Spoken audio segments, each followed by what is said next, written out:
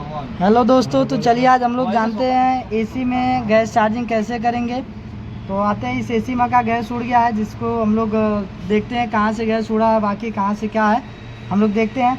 तो इसके लिए सबसे पहले इसमें जो क्रिया होती है वो हम लोग का होता है प्रेशर भर के लीकेज चेक करना।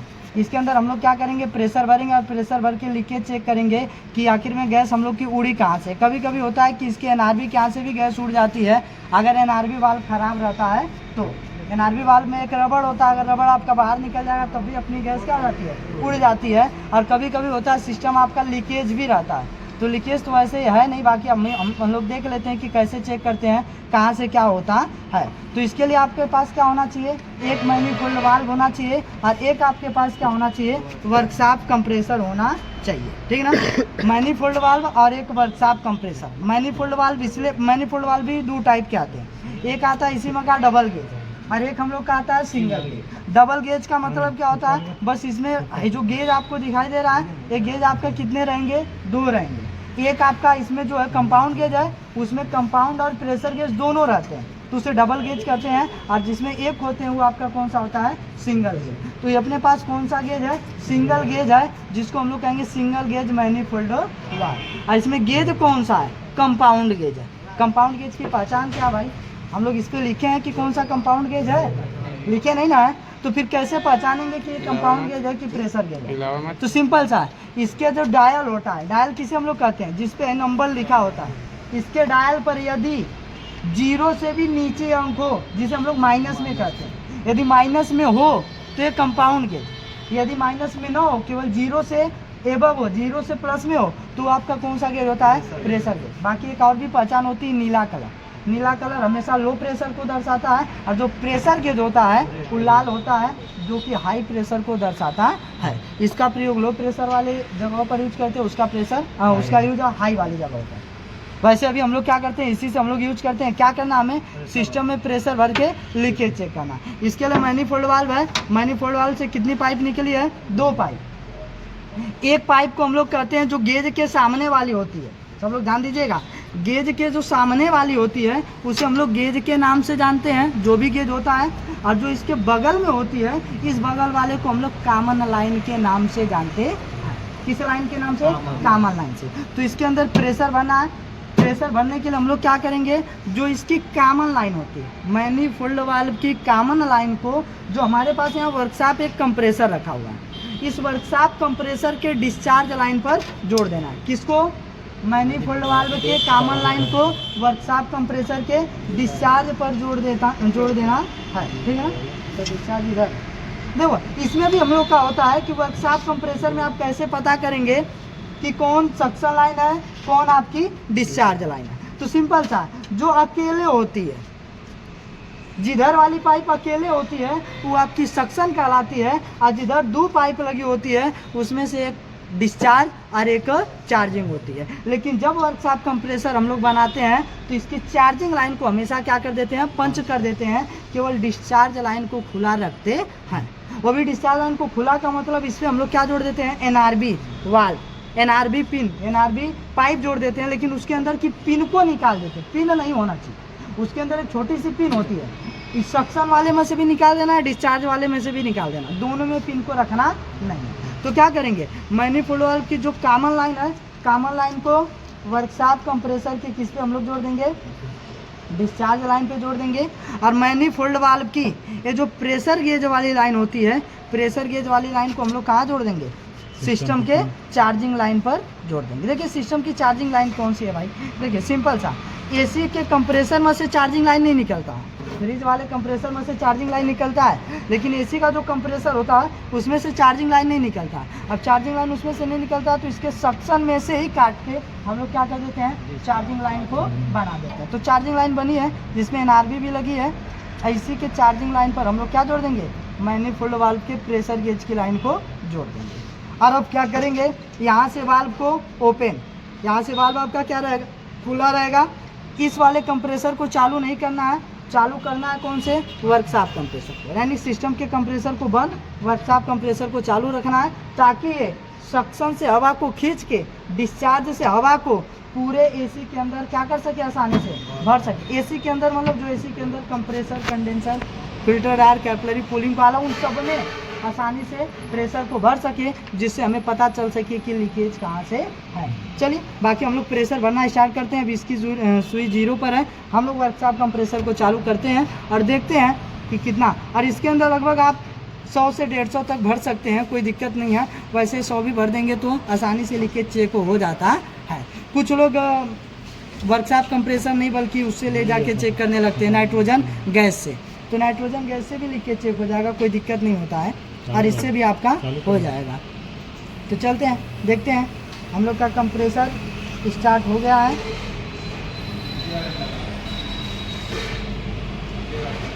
बाकी हम लोग देखते हैं। देखिए हम लोग का कंप्रेसर यहाँ से स्टार्ट हो गया है, और इसके अंदर हम लोग का प्रेशर भरना क्या हो गया है, स्टार्ट हो गया। भर रहा है प्रेशर ना, देखिए सुई हम लोग के ऊपर उठते जा रही है, जिससे हम लोग का प्रेशर इसके अंदर क्या है, बढ़ते जा रहा है। अब प्रेशर बढ़ते जाएगा तो ये प्रेशर कहाँ भर रहा है, इसके compressor, discharge line, condenser, filter air, capillary, evaporator, सब में आपका प्रेशर भरना क्या हो जा रहा है, स्टार्ट। और जब तक ये प्रेशर भरेगा कितना जाएगा, 100 तक। 100 लेके जाना है तो 100 लेके जाइए, नहीं तो 50, 60, 70 पर भी चेक हो जाता है, कोई दिक्कत नहीं है। जब तक कि हम लोग का प्रेशर भरेगा तब तक हम लोग क्या करते हैं, कहाँ से लीकेज है इसे पता करने के लिए हम लोग बना लेते हैं शैम्पू का झाग। शैम्पू का झाग देखते हैं। देखो भाई गिलास में शैम्पू का झाग हम लोग का बन गया, झाग बन गया है। बाकी हम लोग इंतज़ार करते हैं 100 तक प्रेशर भरने का। प्रेशर आपका धीरे धीरे भर रहा है। और अभी बताया ना कि यदि आपके पास वर्कशॉप कंप्रेसर नहीं है तो आप किससे कर सकते हैं, नाइट्रोजन गैस से भी आप लीकेज चेक कर सकते हैं। बस जैसे यहाँ कॉमन लाइन को हम लोग वर्कशॉप कंप्रेसर के डिस्चार्ज पे जोड़े हैं, वैसे ही नाइट्रोजन गैस पे जोड़ देंगे और इसके अंदर क्या भर देंगे, नाइट्रोजन गैस।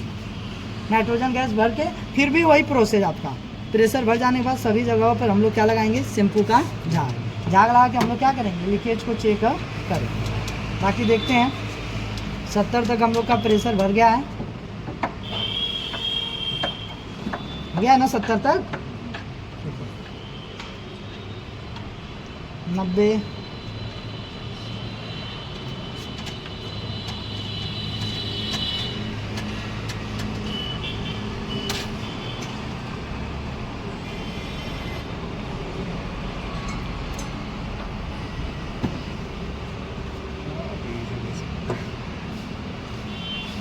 सौ तक प्रेशर हो गया। पहले हम लोग इसको बंद करते हैं, फिर यहाँ से अपना किसको बंद कर देते हैं, वाल्व को। ये सबसे इंपॉर्टेंट पॉइंट है, ध्यान देना। पहले वर्कशॉप कंप्रेसर को बंद, फिर वाल्व को बंद, ना कि वाल्व को बंद कर दो वर्कशॉप कंप्रेसर को बंद करना भूल जाओ तो आपका वर्कशॉप कंप्रेसर क्या हो सकता है, जल सकता है। इसलिए सबसे पहले किसको बंद, कंप्रेसर, फिर यहाँ से हम लोग किसको बंद करेंगे, वाल्व। वाल्व को इसलिए बंद कर रहे हैं ताकि इधर से कुछ प्रेशर आपका बाहर ना निकले, ताकि कॉमन लाइन का इससे संबंध क्या हो जाए, खत्म। अब हम लोग क्या करेंगे, बाकी सुई को भी हम लोग देखते रहे कि सुई जितने पर है उससे नीचे तो नहीं आ रही। अगर नीचे आएगी तो इसका मतलब कहीं से ना कहीं से लीकेज है। बाकी इसको हम लोग देखेंगे और बनाएंगे हम लोग क्या, शैम्पू का झाग। झाग जितना महीन बनाएंगे उतना फायदा आपके लिए रहेगा, है ना। महीन रहेगा तो लीकेज आसानी से पता चल पाएगा, लेकिन अगर महीन नहीं रहेगा, ज़्यादा उसमें बुला बढ़, इसको उठाना भाई। देखिए सबसे पहले तो हम लोग यहीं लगाते हैं जहाँ NRB हम लोग कसे हैं। देखते हैं कि यहाँ पर अभी हम लोग जो कसे हैं वो टाइट कसाया है या सही कसाया है या नहीं। बाकी यहाँ पर देख लेते हैं, यहाँ पर थोड़ा सा लीकेज हम लोग का हो गया था जिसको हम लोग जोड़ दिए हैं। बाकी यहाँ पे देख लेते हैं, मतलब जहाँ पर आपको लगे, जहाँ जहाँ पर जोड़ है उसको हम लोग देखना है। अगर कहीं से भी बुल्ले टाइप का है, जैसे अभी आप समझ नहीं पा रहे होंगे कि कैसा बुल्ले टाइप का आएगा, तो मैं इसको हल्का से ढीला करके आपको दिखाता हूँ बुल्ले टाइप कैसा आएगा। देखिए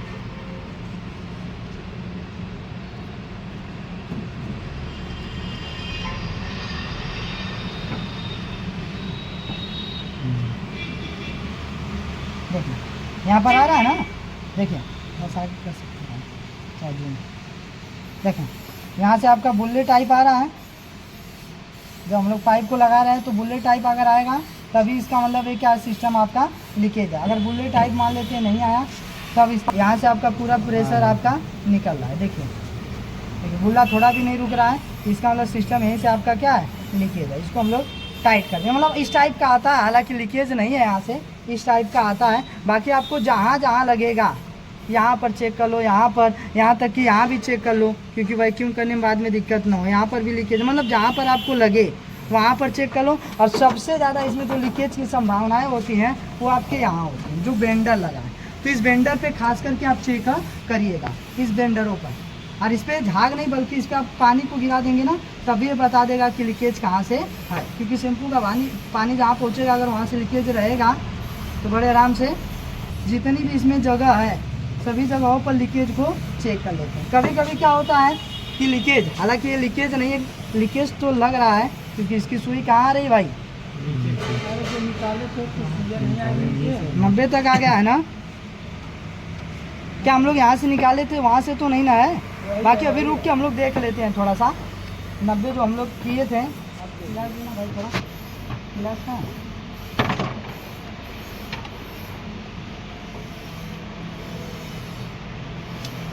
देख लेते हैं अब 90 से नीचे जा रहा है कि नहीं, क्योंकि वहाँ से हम लोग प्रेशर को निकाले थे। देख लेते हैं। वैसे आप सब जगहों पर झाग लगा के चेक कर लीजिए, अगर कहीं से लीकेज रहेगा तो पता चल जाएगा। और मान लेते हैं अगर 100 प्रेशर पे नहीं पता चला तो आप तो हमारे लिए बेहतर है, क्योंकि उस 150-200 में क्या है, छोटे से भी छोटे लीकेज आसानी से पता चल जाते हैं। और अगर कहीं फिंस वगैरह में भी लीकेज रहेगा, फिंस के अंदर जो पाइप गई है, तो वहाँ से भी आपकी आवाज़ आने लगती है, जिससे हमें आसानी से देखो अपना एक कांटा नीचे नहीं जा रहा है, नीचे नहीं जा रहा है, इसका मतलब लीकेज नहीं है। इसीलिए 100 से नीचे चला गया, क्योंकि यहाँ से हल्का से हम लोग गैस को उड़ाए थे। लीकेज नहीं है। लीकेज आपको अगर मिल जाएगा तो उसे आप बना दीजिएगा। अगर लीकेज नहीं है, बाय द वे NRB से अगर गैस वगैरह उड़ी है, तो हम लोग जब लीकेज चेक कर लिए तो कॉमन लाइन को वर्कशॉप कंप्रेसर से खोल देंगे। और खोल के इसके अंदर जो प्रेशर है, उस प्रेशर को हम लोग क्या कर देते हैं, यहाँ से वाल्व को भी खोल के निकाल देते हैं। देखिए इधर से आपका प्रेशर निकलना स्टार्ट हो गया है, ठीक है ना। देखिए प्रेशर को पूरा निकाल के अब सिस्टम को हम लोग क्या कर देते हैं, वैक्यूम।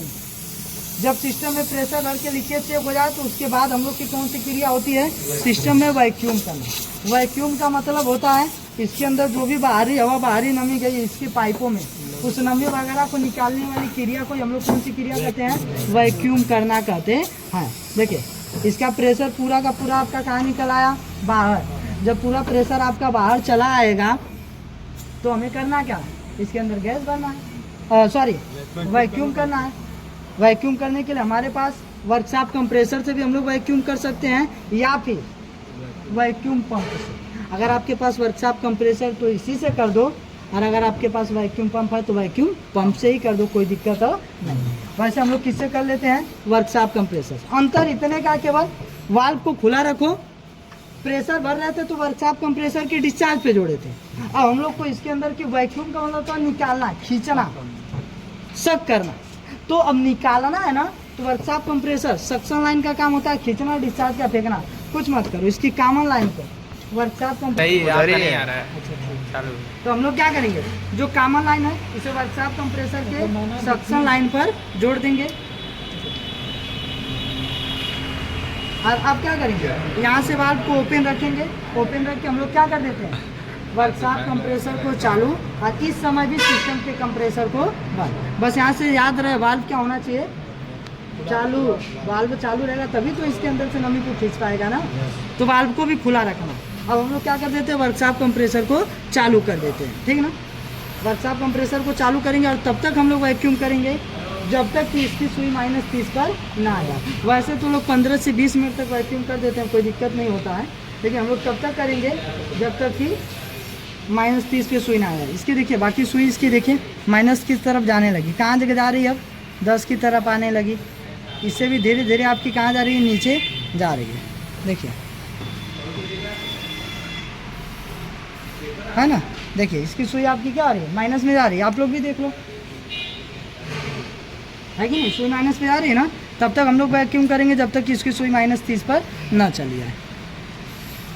देखिए हम लोग का क्या -30 के करीब में कांटा चलाया है, तो हम लोग क्या करते हैं कि सबसे पहले इस वाल्व को हम लोग बंद कर देते हैं, उसके बाद वर्कशॉप कंप्रेसर, ठीक ना। तो यहाँ से सबसे पहले वैक्यूम करते समय सबसे पहले वाल्व को बंद, फिर उसके बाद किसको बंद, वर्कशॉप कंप्रेसर को। नहीं तो अगर पहले आप इसको बंद, पहले अगर आप वर्कशॉप कंप्रेसर को बंद करते हैं, बाद में इसको बंद कर देते हैं, तो इसके अंदर आपका क्या चला जाएगा, नमी चला जाएगा। इसलिए हम लोग को क्या करना है, इसको सबसे पहले इसको बंद, फिर वहाँ से इसको बंद कर देना। देखिए हाँ, पहले इसको बंद करेंगे फिर इसको बंद करेंगे, ठीक ना। अब ये बंद हो गया, यानी कि हम लोग का वैक्यूम भी क्या है, हो गया। अब वैक्यूम हो जाने के बाद हम लोग क्या करेंगे, अब हम लोग गैस चार्ज करेंगे। अब गैस चार्ज करने के लिए हम लोग क्या करेंगे, अब जो कॉमन लाइन है केवल इसको गैस के बाटले पर हम लोग जोड़ देंगे। बाकी देखिए ये R22 वाला आपका गैस है, R22 नंबर की, क्योंकि इस एसी में R22 नंबर की गैस पड़ी है। और हम लोग क्या करते हैं, जो R22 वाला है ये देखिए पूरा सील्ड वाला, इसमें 2 टाइप का आता है। एक आपका आता है पिन वाला, तो आपको वाल्व भी कौन सा खरीदना पड़ेगा, पिन वाला। और एक आपका आता है पूरा प्लेन सील्ड होता है, इसको आपको छेदना पड़ता है। और यदि एक बार छेद हो गया तो पूरी गैस डाल के तभी इस वाल्व को खोलिएगा, खोलने मतलब इसे निकालिएगा, नहीं तो इसके अंदर की पूरी गैस उड़ जाएगी, ठीक है ना। बाकी इसको हम लोग इस पर लगाते हैं।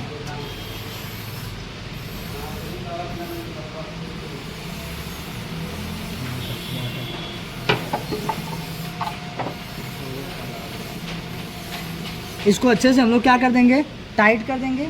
और एक सबसे बड़ी चीज़ क्या है इसमें, कि यहाँ से तो हम लोग बंद कर दिए वाल्व को, जिससे इसके अंदर कोई भी नमी वगैरह नहीं गई।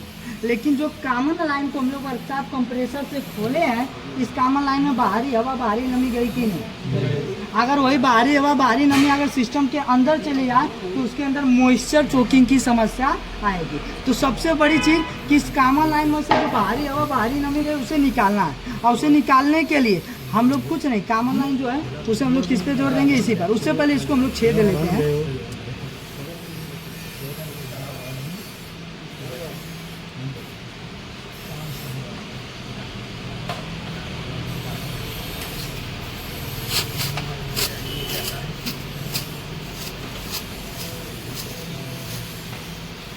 ये अपना छेद हो गया है, जो सील्ड था वो अपना छेद हो गया है। देखिए गैस आपकी उड़ना स्टार्ट हो गई है, देखिए गैस आपकी उड़ना स्टार्ट हो गई है। तो हम लोग क्या करते हैं, हाँ बंद करके इसकी जो कॉमन लाइन है, कॉमन लाइन को जोड़ देते हैं फ्रीऑन गैस के बाटले पर। और इस कॉमन लाइन को हम लोग क्या करते हैं, फ्लश करते हैं। फ्लश क्यों करेंगे बताया हूँ रीजन ना, हाँ इसके अंदर की हवा और नमी क्या हो, आसानी से निकल जाए, इसी के लिए इसको हम लोग क्या करेंगे, फ्लश करेंगे। तो यहाँ से हम लोग हल्का से उल्टे करके गैस को खोलेंगे। और गैस को खोलने के बाद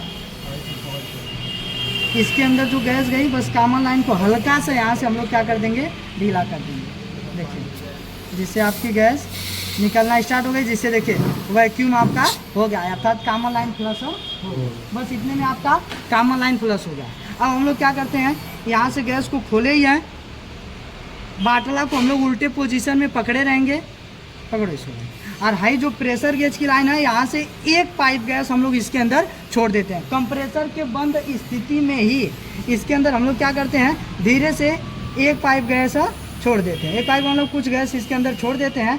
इस क्रिया को हम लोग वैक्यूम को तोड़ना कहते हैं, क्योंकि अभी कंप्रेसर चालू हुआ नहीं।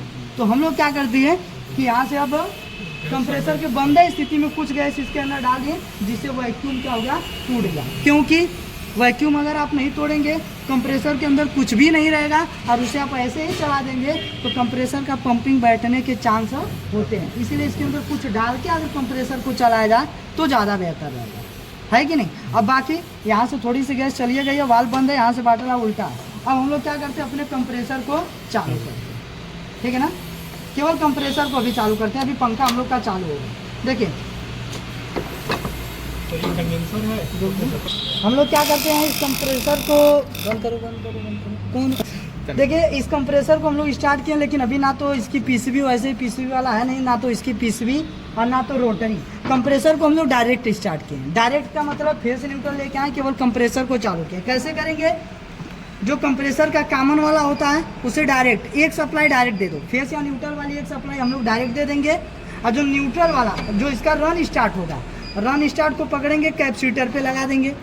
और इसका जो रन वाला होगा, जैसे इसमें ब्लू वाला रन था, ब्लैक वाला स्टार्ट है, येलो वाला कॉमन है, कॉमन को एक सप्लाई हमने डायरेक्ट दे दिया, रन स्टार्ट कैपेसिटर पे, और इसके रन वाले पर ही दूसरी हम लोग सप्लाई देंगे, जो मेन आ रही है। एक सप्लाई यहाँ, दूसरी सप्लाई यहाँ। ऐसा करके हम लोग क्या कर देते हैं, कंप्रेसर को चालू करके, और बारी बारी से अब यहाँ से हम लोग गैस को ओपन कर ही दिए हैं। अब यहाँ से बारी बारी से कंप्रेसर को चालू करके हम लोग गैस भरेंगे। और तब तक गैस भरेंगे जब तक कि R22 गैस है, R22 का बैक प्रेशर कितना होता है 60 से 70, जब तक कि 60 से 70 इसका PSI प्रेशर ना आ जाए तब तक इसके अंदर हम लोग गैस भरते रहेंगे। या दूसरा तरीका है, आप क्लैंप मीटर लगाइए, जो मेन तार है, मेन तार पे एक क्लैंप मीटर आता है, क्लैंप मीटर को लगाइए, लगाकर आप देखिए कि इस एसी पर लोड कितना लिखा है, 6 एम्पियर 7 एम्पियर जितना लिखा है भरते रहिए, तब तक भरिए जब तक कि जितना एम्पियर लिखा है उतना एम्पियर लोड न आ जाए। देखिए कंप्रेसर को हम लोग स्टार्ट कर दिए हैं, यहाँ से सिलेंडर का वाल्व ओपन हम लोग का है और यहाँ से हम लोग अब क्या करते हैं, इसके अंदर धीरे धीरे गैस को छोड़ते हैं। देखिए देखिए कंप्रेसर का लोड भी बढ़ते जा रहा है, इसके अंदर छोड़ेंगे, कुछ देर फिर रुक जाएंगे, बारी बारी से इसलिए भरेंगे, एक बार में नहीं भरेंगे ना तो कंप्रेसर पे ज़्यादा लोड पड़ेगा। जैसे हम ही लोग होते हैं एक सांस में ही अगर पानी पिए तो ज़्यादा लोड हमारे हृदय पे पड़ने लगेगा, इसी इस पर होता है। बाकी हम लोग लोड भी इधर देखते रहेंगे कि लोड कितना हो रहा है। देखिए लोड भी इसका बढ़ते जाएगा, इस एसी का लोड लिखा है 8-8.5 एम्पियर, तो इसके अंदर तब तक हम लोग गैस भरेंगे जब तक कि 8.5 एम्पियर ना हो जाए, या फिर काटा देख के भरेंगे तो जब तक 60 से 70 ना पहुँच जाए। ऐसे कर करके हम लोग भरते रहेंगे गैस को। देखिए उधर लोड भी बढ़ा है, इधर से आपकी गैस भी जा रही है बंद, कुछ गैस भरेंगे फिर रुक जाएंगे, कुछ गैस भरेंगे फिर रुक जाएंगे, और देखेंगे हम लोग की अच्छी खासी डिस्चार्ज ऑयल अब गर्म होना स्टार्ट हो रही है, और जितना ही गर्म होगी उतना कूलिंग कॉल आपका ठंडा, ठीक है ना। बाकी अभी इसके अंदर तो बहुत थोड़ी सी गैस गई है, हम लोग भरते रहेंगे अभी।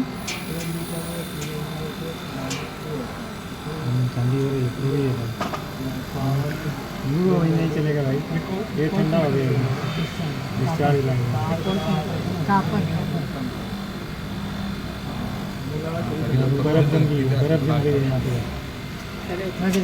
ऐसे कर करके हम लोग क्या करेंगे, एक एक पाइप गैस भरेंगे।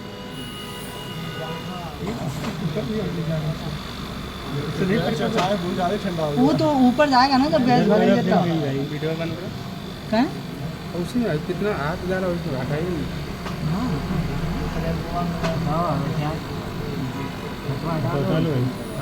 सब सही बनेगा। केवल हम लोग क्या कर रहे हैं, यहाँ से खोल दिए, बारी बारी से एक एक पाइप हम लोग गैस ऐसे चढ़ाते जा रहे हैं, चढ़ाते जा रहे हैं। अब इसका कांटा देखिए, पहले इधर था ना, अब धीरे धीरे ऊपर उठेगा कांटा इसका, देखिए।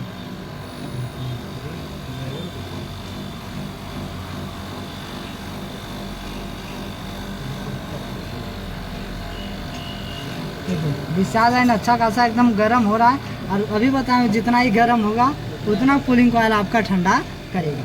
बाकी अभी हम लोग उसको भी लगाते हैं, पाइप है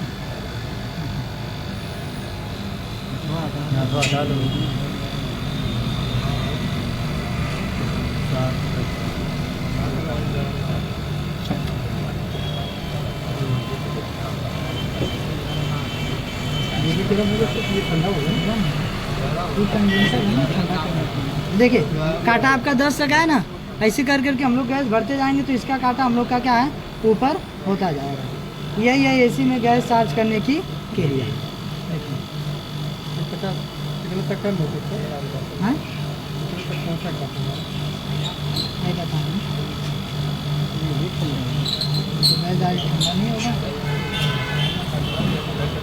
खत्म ना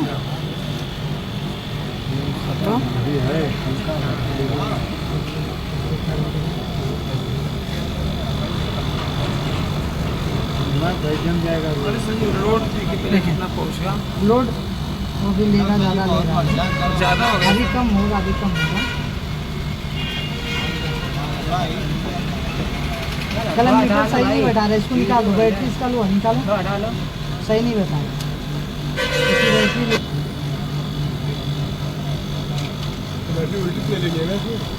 बैटरी लगेगी तो चलेगा। अरे भाई देखो तो, अरे यार इधर देखिए ऐसे कर करके हम लोग क्या करेंगे, एक एक पाइप कर करके हम लोग इसके अंदर गैस को भरते रहेंगे ऐसे, ठीक है ना। और लगभग इसके अंदर का गैस खत्म हो गया है, और इसका कांटा आपका करीब 30 उस के आसपास आ गया है। 30 उस के आसपास मतलब अभी इसके अंदर हम लोग केवल कितना गैस भरे, आधा, यानी 720 ग्राम इसमें लिखा था, जो कि अभी हम लोग केवल 450 ग्राम भरे हैं, आधा से थोड़ा से ज़्यादा, तो थोड़ी सी गैस इसमें बता रहा है केवल, ताकि अभी इसके अंदर गैस नहीं रह गई। इसको निकाल दो भाई, नहीं बता रहा है, गलत बता रहा है, ठीक है ना। देखिए 35-37 के आसपास इसका काटा हम लोग का आ गया, यानी 35 गुना 70 यानी कि 60 का अगर भर रहा है तो थोड़ा से काटा केवल क्या है, ज़्यादा है, यानी कि इसके अंदर अब गैस अपनी क्या हो गई है, चार्ज हो गई। इसका कंडेंसर काफ़ी ज़्यादा गर्म हो रहा है। बाकी अब हम लोग क्या करते हैं, इसके पंखे को भी चलाते हैं, और उससे पहले यहाँ से हम लोग इसको खोल के बड़े आराम से क्या कर सकते हैं, निकाल सकते हैं। देखिए कितना गया, 35 गया ना, आधा इसके अंदर भरे हैं केवल, आधा हम लोग अभी नहीं भरेंगे, आधा अभी हम लोग बाद में भरेंगे। पहले इतने पर चला के हम लोग देखते हैं एसी का क्या कंडीशन है। तो एसी के चलते समय ही इसके चार्जिंग लाइन को खोल के आप क्या कर लो, हटा दो।